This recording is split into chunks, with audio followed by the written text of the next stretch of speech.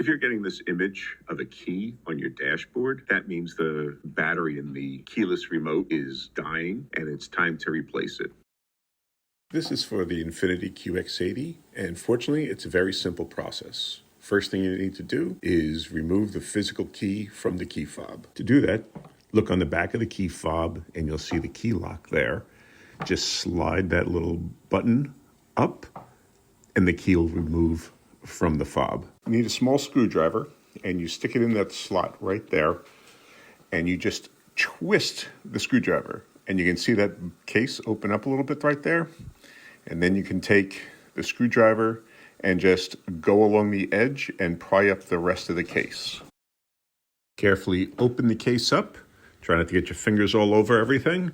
And you'll want to take that battery out of the case. Just note what side is positive and what side is negative.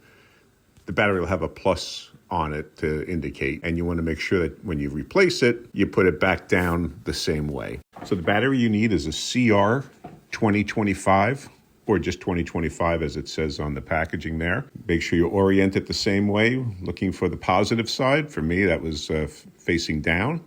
Just snap the battery into place, and then take the cover and place it on top, and then snap it into place. You just go around the edges, and you'll hear it snapping, going into position again.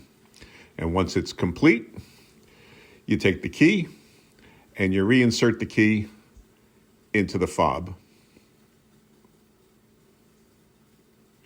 And that's all there is to it.